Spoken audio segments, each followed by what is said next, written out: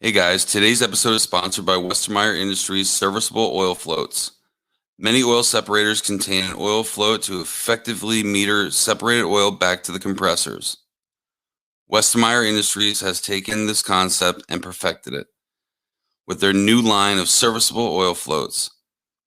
These floats feature an improved design with fewer components, allowing for greater manufacturer consistency and up to 20% increased oil flow versus their legacy models. These floats also feature an integrated magnet to shield the oil path from debris and have been field proven in supermarket applications. Westermeyer Industries offer replacement oil floats not only for their own separators, but also cross-compatible models for our competitor oil separators as well. You can find out more about the Westermeyer Industries serviceable oil floats by visiting westermeyerind.com/floats. Once again, that's westermeyerind.com/float. Let's get on with the episode. Hi, guys. Welcome to the Advanced Refrigeration Podcast. I'm your host, Kevin Compass. I'd like to take a minute to talk about one of our sponsors, Parker Sporland, and thermostatic expansion valves. How can you guys always have the right thermostatic expansion valve for the right application without having to carry hundreds of valves in your truck? Well, that's simple. Using Sporland's interchangeable cartridge style valves. The Q valve for conventional and the BQ valve for balance port. It's as easy as 1, 2, 3. It serves thousands of unique applications.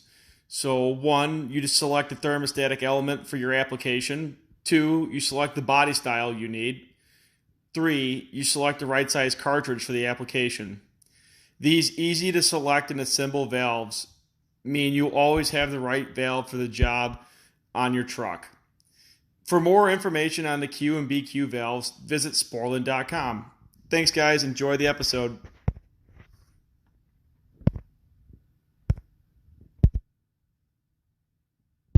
Good evening, everybody, and welcome to Advanced Refrigeration Podcast. You're here with your hosts, Brett Wetzel and Kevin Compass.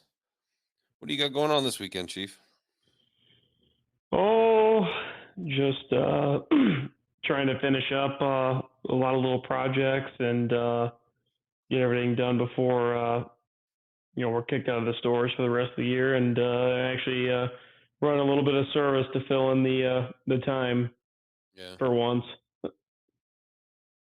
I took a week off. But I just took weeks off vacation. I have like too many hours because I never take off, and so I figured I'd do absolutely nothing. But then I always find something to do. I went down to go pick up a computer today to start, learning how to do video editing. So hopefully that, we have some good quality videos that actually go up on YouTube. But tonight, guys, we're going to cover compound compressors. I know you guys have been asking for this for a while. Basically, a compound compressor is a compressor that basically does 2 stages of compression.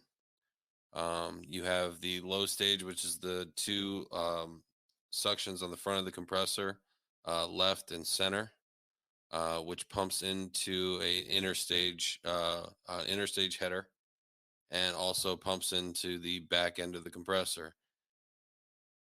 At that point, it gets sucked back in through the refrigerant, gets sucked back through the compressor and back out the high stage. So typically, a system might be set for about 10 psi on the low side. Depending on the refrigerant and the subcooler temperature, usually the interstage pressure is anywhere from 58 upwards of 78. And then going from the 78, going out towards the high stage will be, whatever your split on your condenser TD is and your actual saturated condensing temperature. Kevin, how much experience you have with the compounds? quite a bit. I mean, we had a lot of Walmarts around here that had them, and Sam's Clubs. I mean, it's you generally where I see them, in like plasma storage facilities use them a lot. So the whole premise behind a compound cooler, guys, is it's to reduce the compression ratio on the compressor to reduce discharge temps. So this whole thing came about when we had low temp R22. So low temp R22, huge compression ratios. I mean, you're talking 6 to 10 pound suction pressures and 200, 250 pound discharge pressures. You got this massive compression ratio now. So this whole thing becomes about compression ratios. When you're talking compression ratios, you're talking two things: high energy consumption, and you're talking high discharge temps. You know, everybody knows with R22, when the discharge temp got in the middle of summer, when you're running high head pressure, your discharge temps get out of control, and that ends up cooking your oil and everything else. So the reason they came about with these compound coolers was for the simple reason of them trying to reduce discharge temps and reduce energy. So that's the whole premise behind this. So the way they're doing this is they are essentially taking what would be a two-stage system, which there are racks that are two-stage racks. You have a high stage and a low stage. So a low stage would be your low temp, and medium stage would be your medium temp. This is a lot like a booster system you'd see in a transcritical rack. Same concept. You're discharging your low temp compressor into your medium temp compressor. So this, I mean, having a compound rack, that was a thing. I mean, we have a couple up here. I mean, most of them are long gone by now. I mean, that was a thing that kind of didn't last too long. So instead of the compound rack, they came up with the compound compressor. Now, Carlyle has one, Bitzer has one. I don't think Copeland has one. I've never seen one, but they do have one, Brett? Yeah, they do. Okay, yeah, I've never seen one.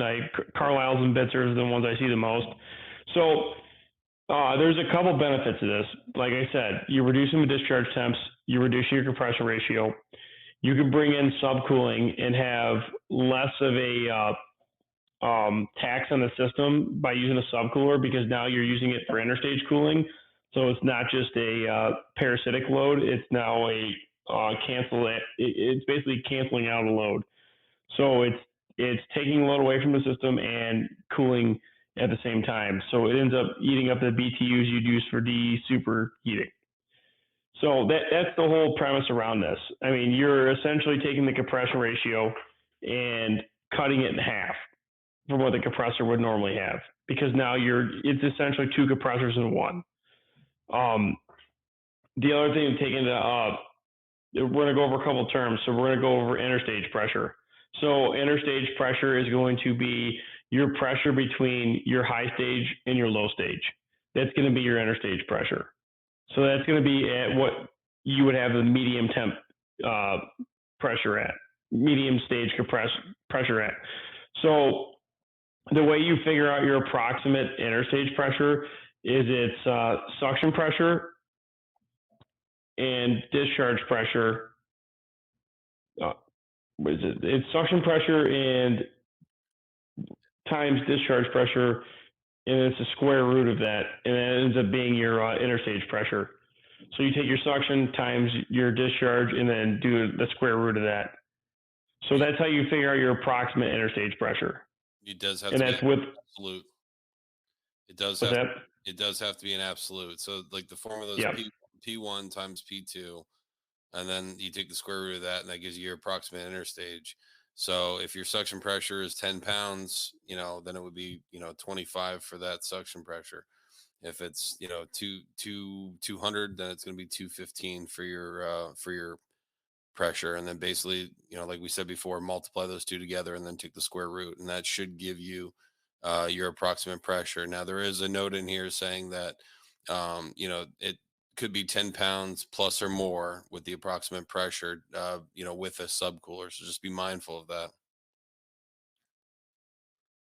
Yeah, the other benefit to these compressors is so as we've gone over before, me and Brett have harped on this. As you reduce your head pressure, your compressor capacity is going to increase.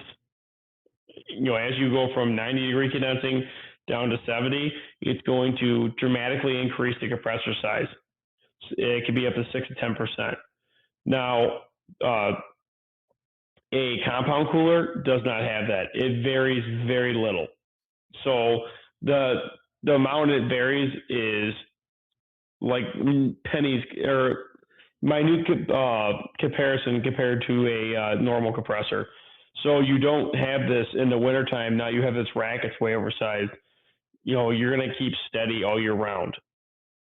So that's one of the other benefits to a compound cooler is your capacity is not changing as much through when it's 95 out or when it's 60 out.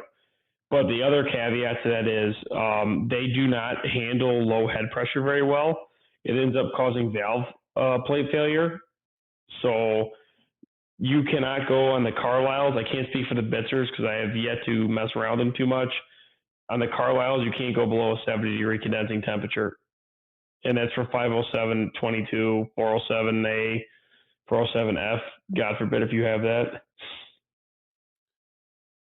Now, if I'm not mistaken, the it's because the valves, basically when they don't have that good of compression ratio, because you basically have two sets of compression ratio. You're going from 10 to 78. That's I think it's like a 3-to-1 compression ratio, and then you're going from the 78 upwards of 200. So there's that might be a another 2-to-1 or 3-to-1 compression ratio. So instead of doing like a full 10-to-1 compression ratio, now it's basically broken down in parts. But from my understanding, it's because of the not having the differential causes the valves to basically not seat all the way and then break off the reeds. Is that correct? Yeah, from what I've seen, um, generally with these, you end up finding smashed suction reeds more than anything. So, I mean, with this configuration, especially in a rack application with the Carlyles, yeah, you see them piped a little bit differently than most. Like, so the suction's coming off, both the suction and discharge are coming off the front. So your suction is coming off the front. It should be going into the suction header. They prefer it with a like 45-degree cut onto the suction line and it's shoved into the suction header so that it's actually pulling oil in through that way. They're doing that so the oil isn't coming, if it's fed off the bottom, they're doing it that way so the oil isn't coming back to the compressor as hard and able to take out the low stage valves. Generally, when you see these, when you have low stage valve failures, it's usually flood back or oil.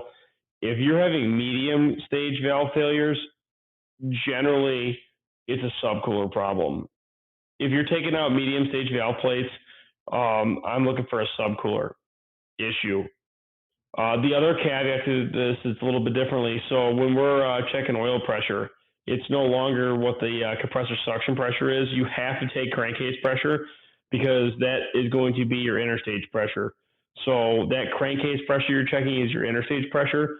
So you need to make sure that you're actually checking that interstage pressure on that compressor to check oil pressure. Because if you check suction pressure and you check oil pump pressure and you say, oh, I have 10 pounds and 50 pounds, it looks like I got 40 pounds of net oil pressure, which for a Carlyle is never going to happen. But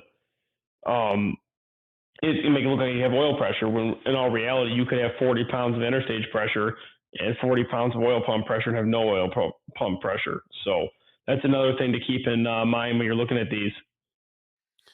Now, what happens is what you were talking about before with the flood back. Typically, he is right. It comes through the interstage header itself, and then basically because they do have a suction vapor vapor injection towards the towards the where the two stages meet by that header.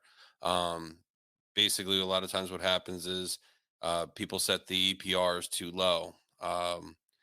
Sam's Club and Walmart are really keen on putting electronic expansion valves, which are fine, as long as the liquid line solenoid does not shut before the expansion valve. Because typically, what will happen is the EPR will be set too low. All of a sudden, the liquid temperature gets too low, and it's like, whoa, too low, so it shuts down the liquid line solenoid. Well, this whole time, the electronic expansion valve is looking at the superheat and seeing the superheat increase. So its automatic response is it knows to just open up the valve. Well, before you know it, the valve position's at 100%.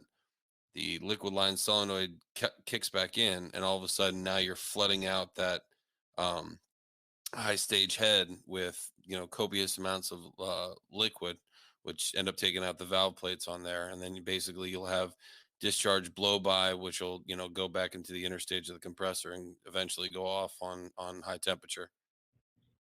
Correct. And then the other thing with that is like, so I'm a big advocate of floating the subcoolers up higher. Get them as high as you can, like especially with 407A.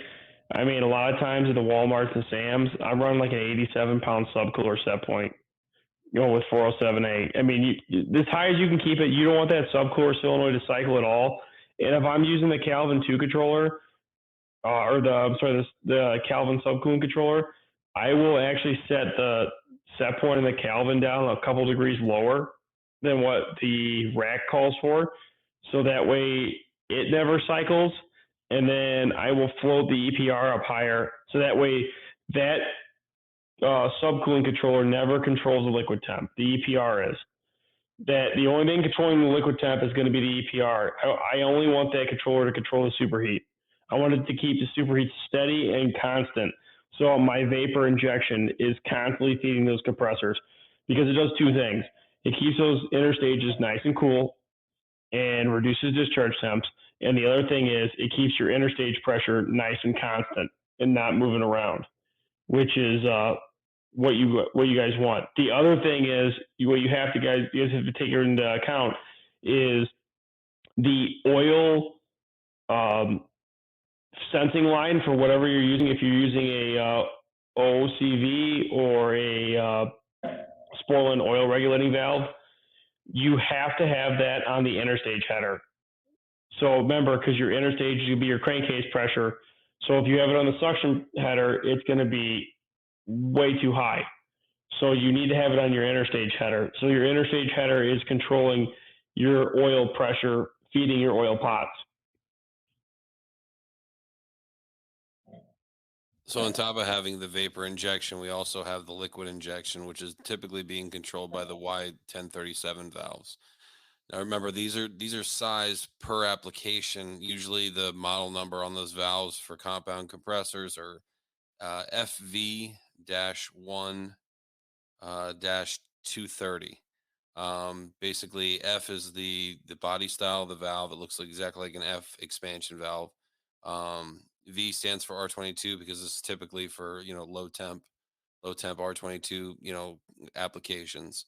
And then the -1 is the actual size, so 1 ton. And then the last number is basically the temperature at which it's trying to maintain.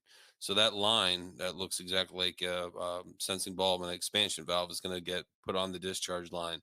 Make sure that you wrap this bulb. Okay, it has good contact, using TXV straps on top of having good, good wrappings around it, because air will affect this and potentially cause this not to feed when it's supposed to. Also, it needs to be the bulb pigtail needs to be pointing up. Yeah, otherwise it won't feed properly. Make sure that these things have solenoids. They typically turn them on, via an auxiliary set of contacts or a CSR, current sensing relay, that basically won't allow that solenoid to kick on unless the compressor is being called upon to actually run. Now remember, these things are sized from the engineers, so a lot of times you can't have these compressors going off um, on high limit. They typically have a mechanical overload inside the pecker head where all the electrical connections are. If you have high, So those are obsolete, just so you know now. yeah. So if you have high superheat coming in the back of the compressor, because you remember you're already feeding basically discharge gas into the ass end of the compressor. It's going to the high stage, so we need to cool it. So that's why we have the suction vapor cooling, and we also have the liquid injection for a little bit added protection. Now, what Kevin was saying, the overloads, like I said, they used to be mechanical,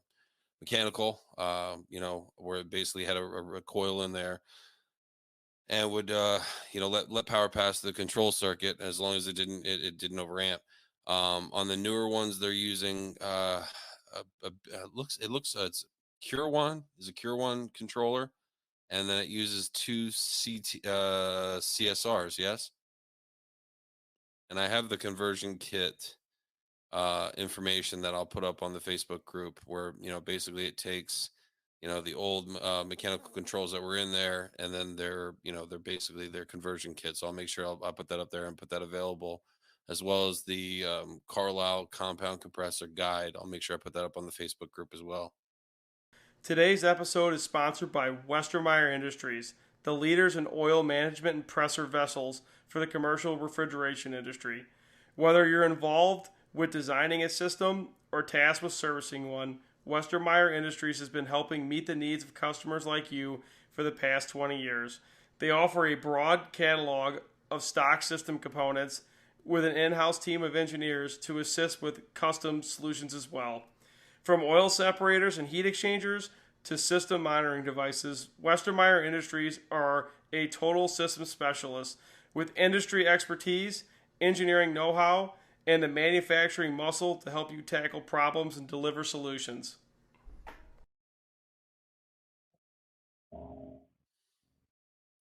Yeah, the other one thing I want to go over is you see this a lot at Walmart and Sam's. You see a outlet pressure regulator coming from the discharge to the interstage header. So that should no longer be used. You see a lot of older stores with that. Make sure that's not in play. I always valve them off. They were there to make sure that if the subcooler ever shut down, they still had pressure on the interstage. But what ends up happening is they end up failing, or the subcooler shuts off, or somebody valves off the subcooler, and these things will feed. They will feed constant discharge pressure into the compressors. And when they do this, it ends up overheating the interstage because it's just feeding discharge gas in the interstage. It ends up feeding all that discharge gas in there, and then it ends up overheating the compressors. So if you got a bunch of compressors going off on over temp, and they're going off on the actual Novars, locking them out on the actual discharge temp sensors, first thing I go to is that interstage header, and I grab it. If that interstage header's smoking hot, I'm walking right around the side of the rack to the oil separator to see if that outlet pressure regulator valve's still in play and if it's feeding. I mean, I've seen plenty of them. They just randomly start feeding, or somebody shuts off the subcooler because they think the subcooler is causing floodback or something else, and they don't realize how important the subcooler is to that. That valve starts feeding, and next thing you know, you're cooking all the compressors. So, as Brett was saying about that 230 degree power head, I stopped using those and I started putting 190s on. I mean, the cooler you keep that discharge, I mean, you may lose a little bit of capacity, but the cooler you keep that discharge, your service-related issues are going to drop. I mean, to me, 230 degrees is way too hot. I mean, you're cooking oil at that point. So I try to keep it a little bit lower at 190. I mean, if you keep the subcooler running and you keep it constantly at like a 10-degree superheat with usually liquid set points like 40 degrees on these when you see the compound coolers. So, I mean, your vapor return should be around 50 degrees. So with that 50-degree vapor return hitting that interstage, it usually cools it pretty well, and you don't need the actual injection valves until you get to when it's 9,500 degrees outside. You'll see them feeding. You shouldn't see them feeding in the wintertime. If you got injection valves feeding in the wintertime, you have superheat issues, or you have compression ratio issues, or you have subcooler issues. I mean, I generally don't see them feeding except for when it's like 85, 90 degrees in Chicago. Yeah, I mean, you have other issues. The next part for capacity control, this is where the compound cooler loses, to a normal compressor. So you can't just add a unloader onto a compound cooler. So you have a 6-cylinder compressor that you can't unload a head, because technically your first two heads are your low stage, your right hand head's your high stage. So you can't just unload a head, because you'd be unloading either one of the low temp heads and it would throw off everything. So your only capacity control with this is cycling compressors or VFD. So the VFD is about the only way you can control one of these compressors, capacity control on one of them.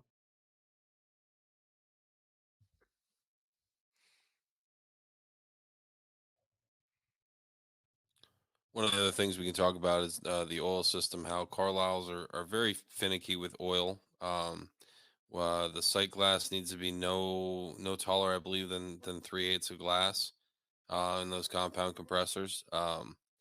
They typically, as long as the compressors are the same size, they have an oil equalization line that goes from compressor to compressor. Once again, this helps share the oil coming back from one compressor so it doesn't overfill.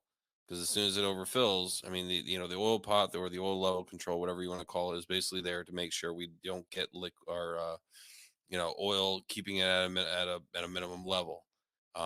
There's no way to control the high end level. So typically we'll have an oil equalization line.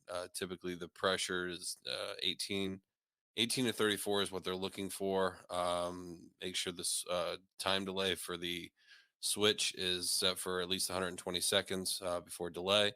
And if you're using any kind of HFC refrigerant, you're going to use Solstice 68 weight POE oil.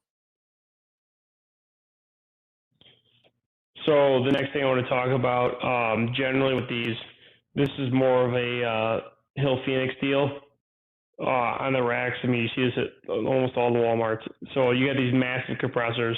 Usually they're 2 1/8 in, 2 1/8 out. So they have rotor locks on them. Generally, these rotor locks are a complete nightmare when you go to try to take them loose.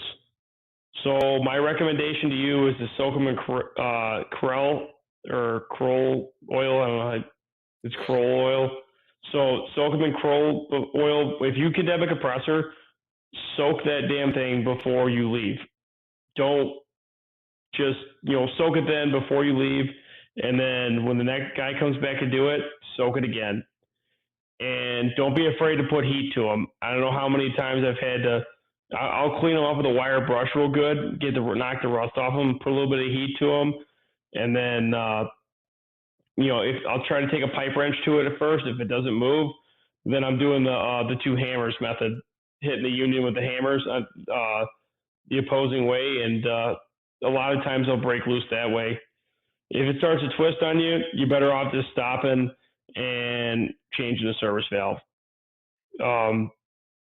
If the union looks even questionable at all, if it looks the slightest bit questionable, just order a brand new service valve and a brand new union.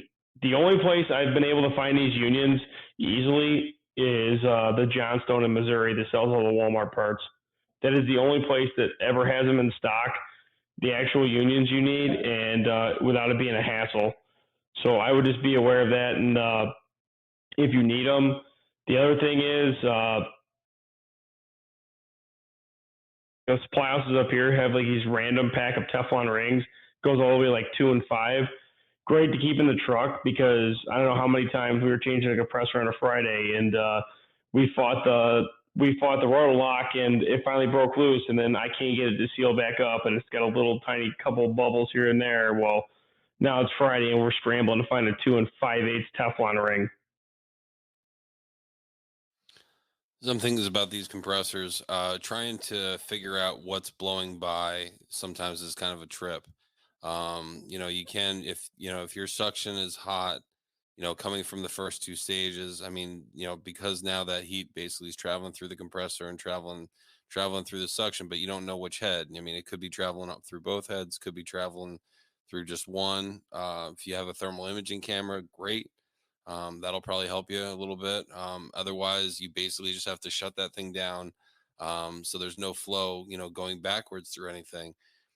And basically just, having temperature clamps on the compressor and the heads and try to figure out, which one is feeding back through. I mean, if it's feeding all the way from the discharge side all the way back through the compressor and out through the 2 suctions, on the first stage, chances are everything is blown out. Typically that's, when you have everything blown out like that, it's typically oil issues where you have, too much oil going in there. Yeah, so especially with Carlyle's, they're pretty good about listening to temperatures. I mean, even with an infrared gun, say you don't have a thermal, if you have a thermal imager, you can walk in a compressor room and instantly find them. I mean, you can go compressor, bad compressor, bad compressor, bad compressor, good compressor. I mean, it's as simple as that. You could see the Carlyles are decked. You could see the top half of the head is hot, the bottom half of the head is cool. I mean, you can go to each one and just look at it. If the whole head is glowing red, you know that's what it is. You can do it with a good thermal gun. Generally, you can go to the top of the head and the bottom of the head, and you can see a temperature difference. If the whole head is the same temperature, more than likely it's probably a blown reed in there. So that's one thing to look at. And then your crankcase temperature, keeping an eye on that. Keeping an eye on your discharge temps, checking that. If you're spot checking compressors and you have one compressor that has like a 15-degree higher discharge temp than the others, yeah, that's probably something I'm going to start looking into. I mean, you want to keep an eye. They should be relatively close. I mean, they're going to have the same compression ratios, same suction temperatures in there in them. I mean, obviously compressors are going to wear a little bit, but if you have one that's got a dramatically different discharge temp, 6 inches out, I'm going to start there. I'm going to start with that compressor. The other thing I want to talk about is the internal reliefs in these Carlyles. So you have a relief on the high stage and the low stage inside of them. So they will actually, if the internal reliefs on these go bad, and there is a certain model of 06Ds, the same thing happens. These internal reliefs will pop, and they will simulate a blown head. It'll act like it's got a blown head and it'll be blowing through, and it's the internal relief inside. And you could change them if you pull the heads off, or the service valves or the heads. I remember on the 06 CCs. It's been a while. You could pull the service valves off and the heads off, and you could access the reliefs on the high and low stage. The Bitzers, I'm not sure about. I mean, I've only seen the Bitzers in blood storage stuff, and it's been single systems, no racks.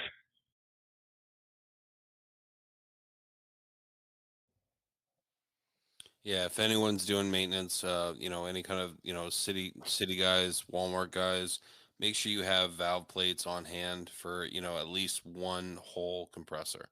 Uh, Chances are, if you blew out, one of the low stage valve plates, chances are you probably had, oil damage and it probably started taking out the other one. Just replace it.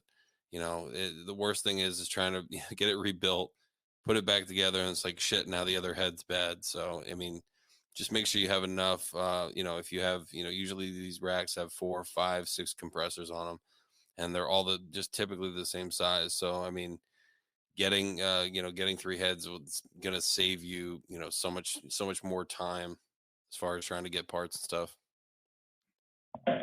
So the other thing is, the reason you want to use a temp gun and be sure which head it is, I mean, these things are a pain in the ass to take apart.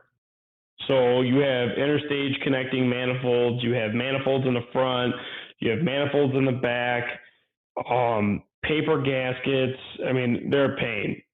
So you want to make sure you're pulling the right head. You don't want to have to pull all of them. Pulling all the heads sucks.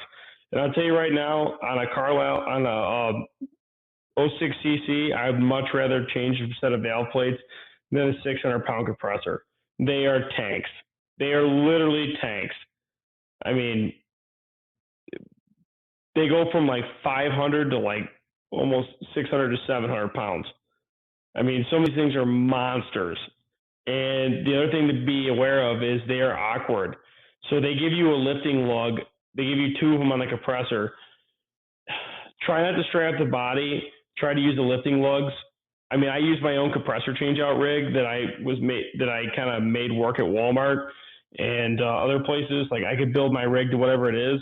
So what I end up doing is I end up using 2 come-alongs and 2 Unistraw rollers, and I will pick those compressors up on the lifting lugs from where they're supposed to be, and I end up having an inch, and I'm able to roll that compressor completely out. It'll roll on you. I mean, I refuse to use a lift cart, especially on a compound compressor, because if that thing slides off, you're done. You're not catching a 700-pound compressor. Somebody's going to get hurt. And not to mention, usually the lugs, I mean, the feet are welded in the bottom, so that's another thing to keep in mind. And if the vibration eliminator looks like crap, change it while you got the compressor out. Just bite the bullet and do it, because changing the vibration eliminators in between the compressors sucks ass. Yeah.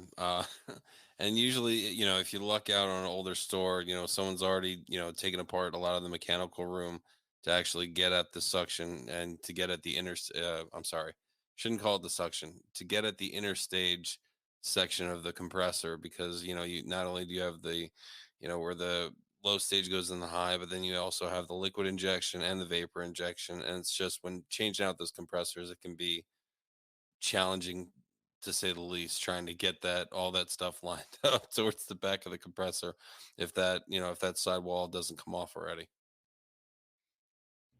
Yeah, and if it doesn't, the grinder makes quick work of it. Make yourself a little access panel, and I don't know how many times I've had to do that, fixing a cracked discharge line in those racks. I mean, it's so tight back there, and I mean, generally they're older and they are covered in oil, and you know damn well the thing's gonna catch on fire. So, I mean, that's another thing to look for.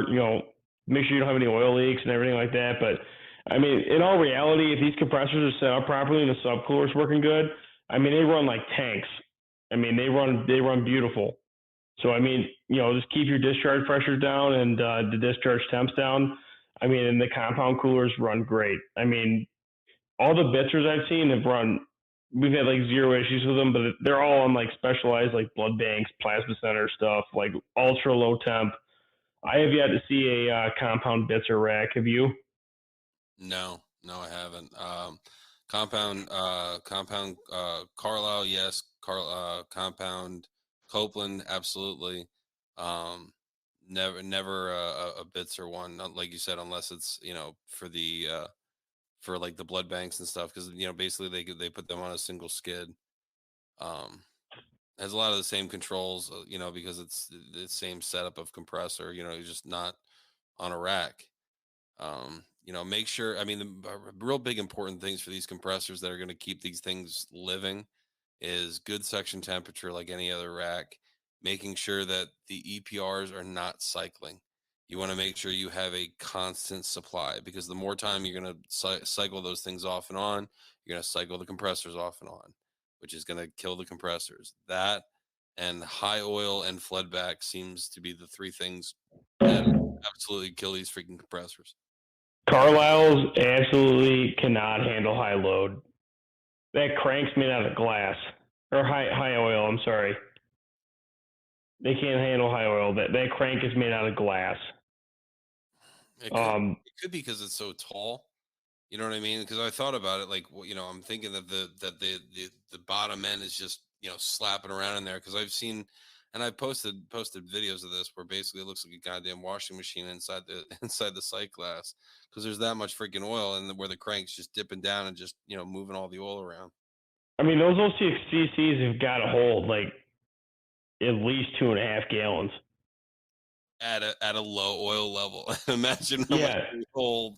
When they get that big nut bag where you're pumping it out for 10 minutes and the level still hasn't dropped. Yeah, and guys, when you're changing these, make sure you look underneath and make sure there's no like packed angle valve underneath for an oil equalization line, because I see that a lot on these. You see like where they throw an oil equalization packed angle valve underneath.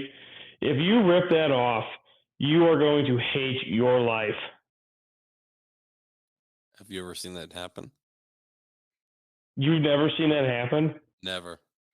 So I've done it once. When I was first changing out a compressor, me and another apprentice, and we couldn't get it to pump down, so we pumped the whole rack down and ripped it out, and I ended up breaking off the oil line underneath because I didn't see it. And I put about 10 gallons of oil in the room. And then I've seen the aftermath of like 2 or 3 guys do it. Because we have a couple stores where you can't see them. You can't see them, and here's the other problem: you can't get the compressor out without pulling it. Yeah. So that's why I don't like to slide them. I like to pick them up, because I don't want to do that. I don't want to have to deal with 3 gallons of oil all over the rack in the worst spot possible. Yeah, once you break that line between the equalization line, it's gonna be bad. The rest of the day is just gonna be fucking bad. Oh yeah, you might as well just go home at that point. Like, I mean, you are going to be coated in the nastiest oil ever because it was probably R22 and it's probably got some like jamoke mix of mineral oil and POE oil and it's probably burnt to shit. Absolutely. Yeah, I mean,